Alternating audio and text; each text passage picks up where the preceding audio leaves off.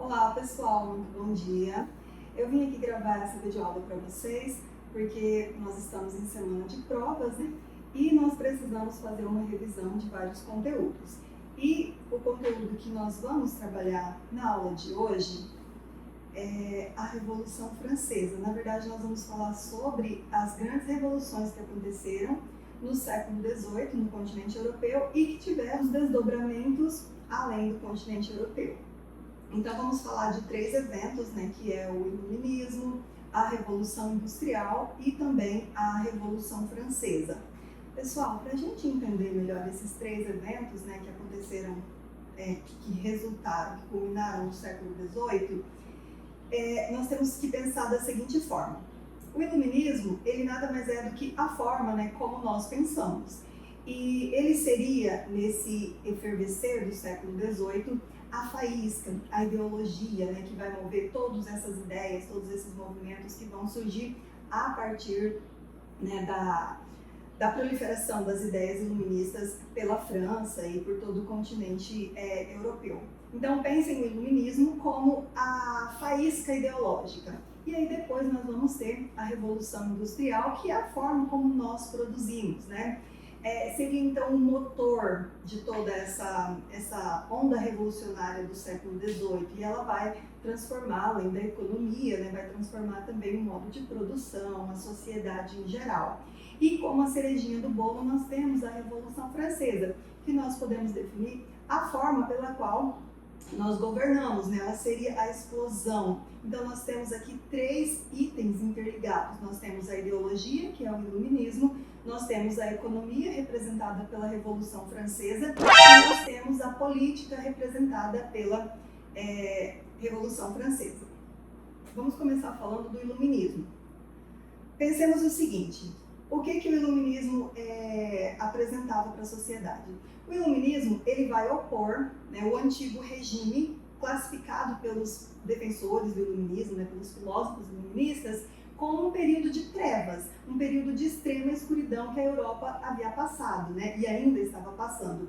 Em oposição a tudo isso, nós temos o chamado século das luzes, que é a definição maior do iluminismo, né, que é o uso da razão em detrimento das trevas.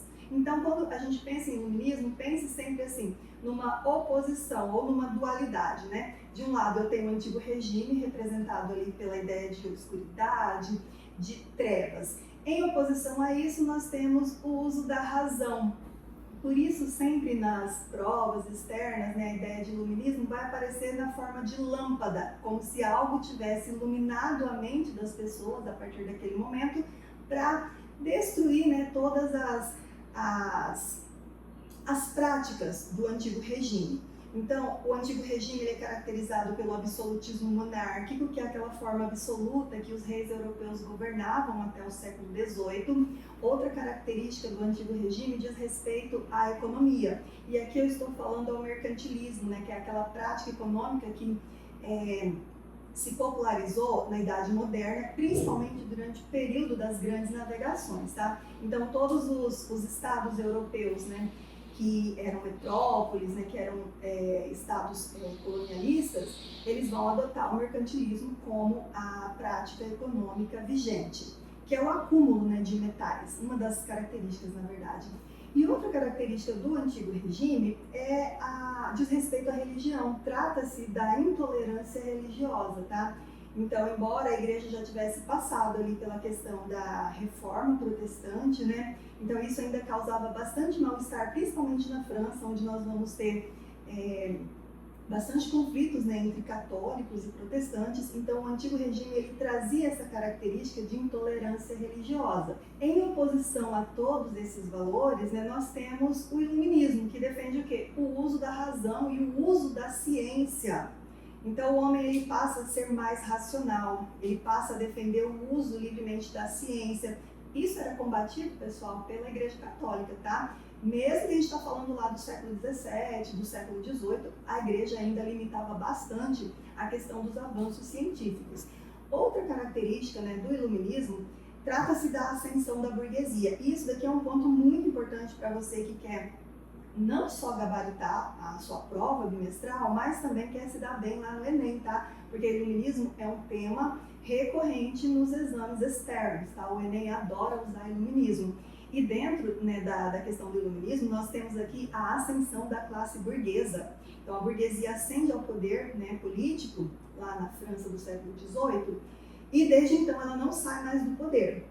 Guarda essa informação aí, tá? E outra característica do iluminismo, né, trata-se dos fins do privilégio de sangue. O que são esses privilégios de sangue? Pessoal, nós estamos falando de uma elite, né, de uma nobreza feudal que vinha acumulando privilégios desde o período do feudalismo. Então, a classe social, né, de maior ascensão, aqui nesse contexto que vai ser a burguesia, ela vai defender o fim desses privilégios de sangue, porque esses privilégios limitavam a ascensão da burguesia. Então, nós temos essas três características do iluminismo, né, que vai bater de frente, vai se contrapor aí às ideias do antigo regime. Então, a base ideológica para as revoltas modernas, né, é o iluminismo.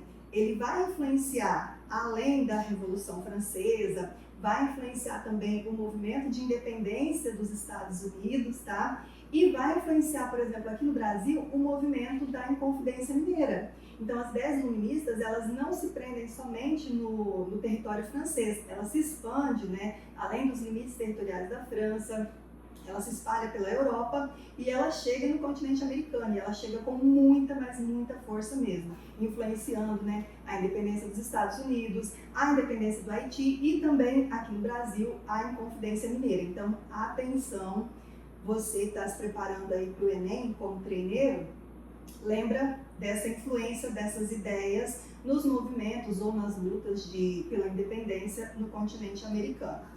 E aí, você pode se perguntar, professora, de onde surgiram, né, essas ideias? Nós temos pensadores intelectuais que se dedicavam a estudar o comportamento da sociedade, a estudar a política. E aí nós temos os três principais pensadores do movimento iluminista, né, que nós gostamos de chamar de pilares da razão. Os três principais, os favoritinhos aí do seu professor de história e também do Enem, é o Montesquieu, é o cara da divisão dos três poderes, tá? Do executivo, do judiciário e do legislativo. O outro é o Voltaire, é o cara que vai defender, por exemplo, a ideia de liberdade de expressão e a tolerância religiosa. O Voltaire, ele era um crítico ferrenho do antigo regime. E por último, e não menos importante, nós temos o Jean-Jacques Rousseau. O Rousseau é o cara do contrato social, né? E da soberania popular, que é, assim, uma ideia de democracia. O Rousseau, ele vai criticar a ideia de propriedade privada. O Montesquieu, por exemplo, todos esses pensadores, eles vão ter várias frases de efeito, tá? E daí eu separei aqui 3 frases dos 3 para vocês se lembrarem. Do Montesquieu, que é o cara que vai pensar ali a divisão dos poderes, porque na ideia do Montesquieu, ter muito poder acumulado na mão de uma única pessoa é algo muito perigoso, né? Isso não pode acontecer. Então, ele parte do princípio que esses poderes precisam estar divididos, precisam estar separados, mas precisam estar harmônicos. O Montesquieu dizia o seguinte: quando eu vou a um país, eu não examino se há boas leis, mas se as que lá existem são executadas, pois boas leis há em toda parte. Então, ele era um observador da aplicabilidade das leis. Aí o Voltaire, essa daqui, ela é interessantíssima, essa frase. Aspas para o Voltaire. Posso não concordar com nenhuma das palavras que você diz, mas defenderei até a morte o direito de você dizê-las. O que ele está afirmando com essa frase aqui? A liberdade de expressão, a tolerância religiosa. Isso aqui, gente, só por essa frase, você já consegue compreender qual era a linha de raciocínio, qual era a defesa, né, que o Voltaire fazia, qual era o posicionamento dele em relação ao antigo regime, porque o antigo regime não tinha essa ideia de liberdade de expressão, você não poderia criticar o seu monarca, você não tinha o direito de professar livremente a sua crença, a sua religiosidade. E do Rousseau eu destaquei a seguinte frase, tá? A natureza fez o homem feliz e bom, mas a sociedade deprava-o e torna-o miserável. Então, o que dá pra gente pensar aqui com o Rousseau? O homem, ele nasce bom por natureza, mas o meio em que ele está inserido vai moldar o caráter, né, desse indivíduo. Então pode transformá-lo num homem bom, dependendo do meio que ele está inserido, mas também pode transformá-lo numa pessoa de caráter duvidoso. Então esses são os três pensadores, né, os três principais pensadores do movimento iluminista. Nós ainda temos aqui o Diderot, que é o cara lá da enciclopédia, mas eu destaquei esses três porque são os favoritos aí dos professores, né, aparecem nas listas dos mais, e também é o favorito do Enem. Então lembrem-se, Montesquieu, o cara da divisão dos três poderes, o Voltaire, liberdade de expressão, crítica ao absolutismo monárquico e também defensor da tolerância religiosa. E o Rousseau, ele vai criticar a propriedade privada e ele diz que o homem nasce bom, né? O que deturpa esse indivíduo é o meio em que ele está inserido. Esses pensadores, pessoal, eles vão servir de base para todo esse movimento. E a partir da proliferação dessas ideias, inicialmente nas universidades, depois essas ideias elas migram das universidades para os cafés franceses, tá?